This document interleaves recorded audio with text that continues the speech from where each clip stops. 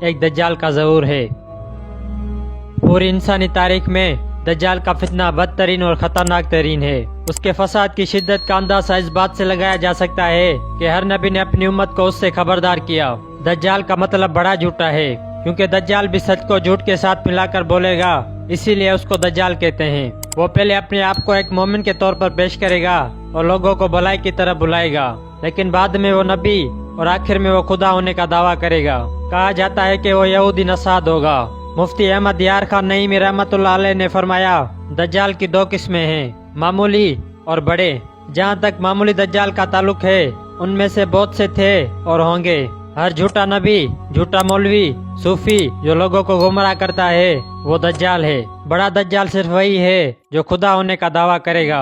امام احمد بن احمد قرطبی رحمۃ اللہ علیہ نے فرمایا، دجال کے وجود اور اس کے ظہور پر قیامت کے قریب ایمان لانا حق ہے اور اہل سنت کا عقیدہ ہے، اور اسے عام طور پر اسلامیات نے اختیار کیا ہے۔ احادیث کے بنا پر دجال کا ظہور درجہ ذیل بیان کیا گیا ہے۔ وہ ایک لمبا اور ایک آنکھ والا جوان ہوگا۔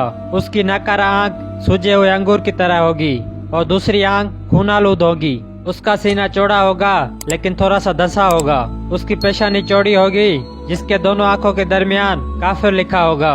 ہر مسلمان اسے پڑھ سکے گا، چاہے وہ پڑھنا لکھنا جانتا ہو یا نہ جانتا ہو۔ دجال کے بال گنگرالو ہوں گے۔ دجال کے ظہور سے پہلے دنیا بدترین حالت میں ہوگی، جیسا کہ احادیث مبارک میں مذکور ہے کہ دنیا میں بڑے پیمانے پر قحط پڑے گا۔ پہلے سال آسمان 1/3 بارش روک دے گا اور زمین 1/3 پیداوار روک دے گی۔ دوسرے سال آسمان 2/3 بارش روک دے گا اور زمین 2/3 پیداوار روک دے گی، جبکہ تیسرے سال آسمان بارش کو مکمل طور پر روک دے گا اور زمین اپنی تمام پیداوار روک دے گی۔ آسمان شیشے میں اور زمین تانبے میں بدل جائے گی۔ اس خشک سالی کی وجہ سے تمام جانور مر جائیں گے، فساد پھیلے گا، مرد ایک دوسرے کو قتل کریں گے اور جلا وطن کر رہے ہوں گے۔ پھر دجال مشرق میں اصفہان یا خراسان نامی شہر سے نکلے گا۔ قحط کے علاوہ علم و روحانیت کی بھی کمی ہوگی۔ لوگ اپنے مذہبی معلومات میں کمزور ہوں گے۔ اسلامی علماء اور مذہبی لوگوں کی کمی ہوگی۔ دجال زمین پر 40 دن رہے گا۔ ان میں سے پہلا دن 1 سال کے برابر ہوگا، دوسرا دن 1 مہینے کے برابر، تیسرا دن 1 ہفتے کے برابر ہوگا اور باقی کے دن 1 سال کے عام دنوں کے برابر ہوں گے۔ دجال اپنے گدھے پر سوار ہو کے پوری دنیا کا چکر لگائے گا۔ گدھا سائز میں اتنا بڑا ہوگا کہ اس کے دونوں کانوں کا فاصلہ 40 بازوؤں کے برابر ہوگا۔ اس کے گدھے کی رفتار اتنی تیز ہوگی کہ وہ 1 قدم اٹھا کر 1 میل کا فاصلہ طے کر لے گا۔ زمین پر وہ ہر علاقے میں جا سکے گا، چاہے صحرا ہو یا پہاڑ ہو یا میدان۔ تاہم وہ مکہ اور مدینہ میں داخل نہیں ہو سکے گا کیونکہ اس کی حفاظت فرشتے کر رہے ہوں گے، لیکن وہ مدینہ منورہ کے باہر دلدل میں رہے گا۔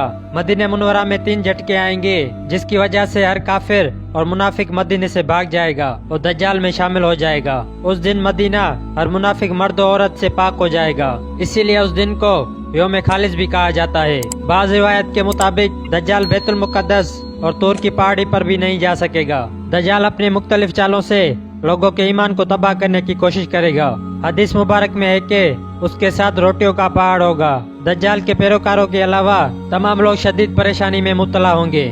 اس کے ساتھ 2 نہریں ہوں گی، ان میں سے ایک کا نام جہنم اور دوسری کا نام جنت رکھے گا۔ در حقیقت جس کو وہ جنت کہے گا وہ جہنم ہوگی اور جس کو وہ جہنم کہے گا وہ جنت ہوگی۔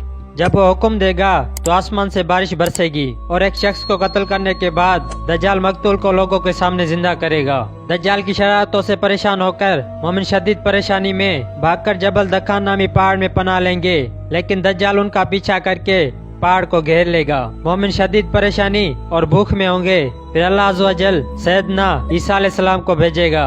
جیسے ہی دجال حضرت عیسیٰ علیہ السلام کو دیکھے گا، دجال اس طرح گھل جائے گا جیسے نمک پانی میں گھل جاتا ہے، اور آپ علیہ السلام دجال کو لوط کے مقام پر مار ڈالیں گے۔